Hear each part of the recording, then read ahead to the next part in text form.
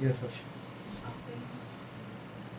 With respect to some properties in Korzwe, a complaint was filed alleging that a fraudulent will was prepared, a probate was then probate petition was filed and probate was granted, and with the help of that will some mutations were carried out and with the intent to cheat certain people's अशें एक complain file केल्लें Mapusa police स्टेशनान. Complain file केल्या उपरांत Mapusa police स्टेशनान FIR register केली bearing number 53 of 2025 under various sections of forgery and cheating आणि त्यो 7-8 जाणांचेर FIR register केल्या. म्हाजे कडेन 2 जाण अप्रोच जाले भितरले. म्हाजे कडेन अप्रोच जावच्या पयलीं तांणी एंटिसिपेटरी बेल घातलेली ऑनरेबल सेशन्स कोर्टान. ती एंटिसिपेटरी बेली तेंची डिसमीस जाल्या. डिसमीस जाल्या उपरांत तांकां अरेस्ट केले पुलिसांनी. पुलिसान अरेस्ट केल्या उपरांत म्हाका 2 जाण अप्रोच झाले. एक देविदास गोपीनाथ पंजीकर आणि दुसरो वामन श्रीधर पोले. हे दोगांक अरेस्ट केला. यांचो रोल हे विटनस असले त्या प्रोबेट एका विलाक. विल जे पळय फ्रॉडुलंट केला म्हणून एलिगेशन आसा त्या विलाक ते दोगूय विटनस असले. सो तांकां को एक्यूज म्हणून इम्प्लीड केले आणि तांकां अरेस्ट केले. सो अरेस्ट केल्या उपरांत तेंच्यांनी म्हाका कॉन्टॅक्ट केलो. आमी बेल घातली. आयज ऑनरेबल JMFC तांकां बेल ग्रांट केले. Was that arrest mandatory? पयलीं तांकां 35(3) च्यो नोटीसी काडलेल्यो. तांच्यांनी दोगांयनी कॉपरेट केल्ले आनी हेतून कितें आसा इन्व्हेस्टिगेशनान चडसो डॉक्युमेंटरी एविडन्स वील म्हणटो. वील ओरिजिनल आहा त्या ऑनरेबल हायकोर्टान आसा प्रोबेट प्रोसिडिंगाक लायिल्ले.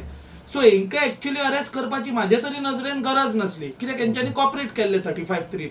हे 2 जाण कित्याक हे विटनस हेंकां पर्सनल इंट्रस्ट त्या विलान काय ना. कित्याक हेंच्या नांवार properties by virtue of the will जावंक ना. हे फक्त विटनस रावले. आतां म्हाजे तरी नदरेन हेंच्या कडल्यान लिमिटेड इन्व्हेस्टिगेशन आहले. कित्याक अरेस्ट केले हांव नको रिकवरी बाय नासली असो म्हाजो आर्ग्युमेंट आहलो ऑन बिहाफ ऑफ देम कोर्टान. पयशांची रिकवरी बीन काय नासली तेंची ना. म्हाजें म्हणणें कितें असलें आर्ग्युमेंट असो आहलो की will execution of will is one thing आणि probate is another thing. Will ते म्हणटा फॉर फ्रॉडुलंट पण ते वील लावन प्रोबेट ग्रांट केले ऑनरेबल हायकोर्टान. सो ती प्रोबेट अजून व्हॅलिड आसा.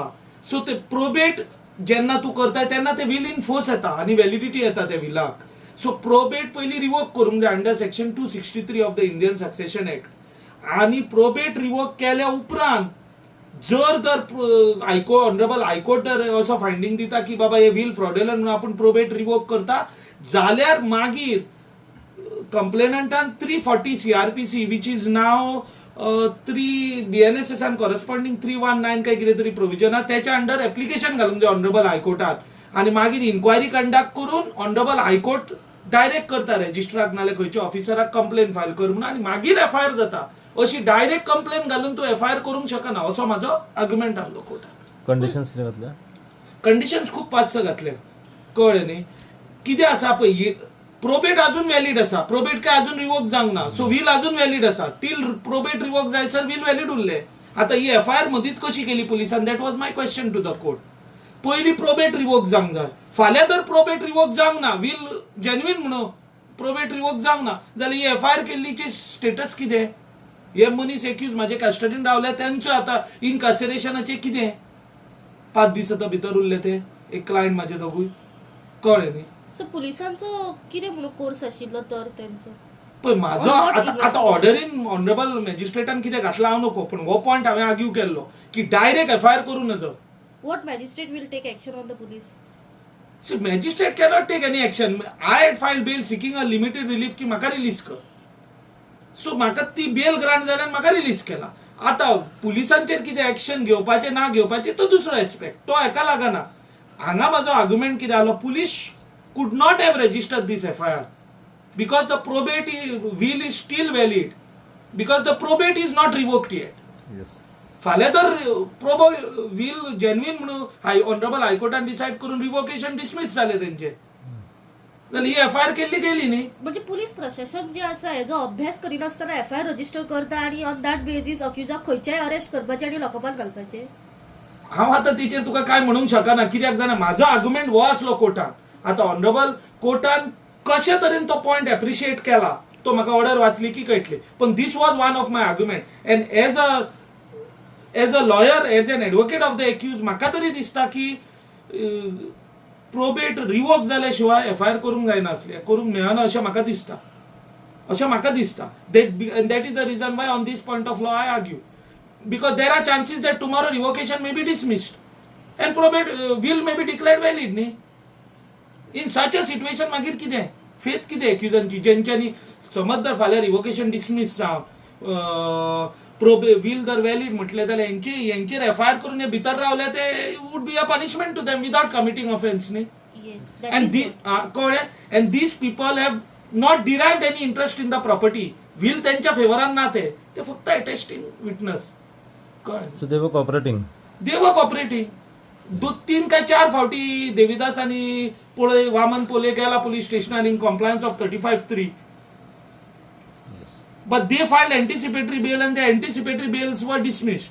So perhaps since the anticipatory bails were dismissed, police must have arrested them.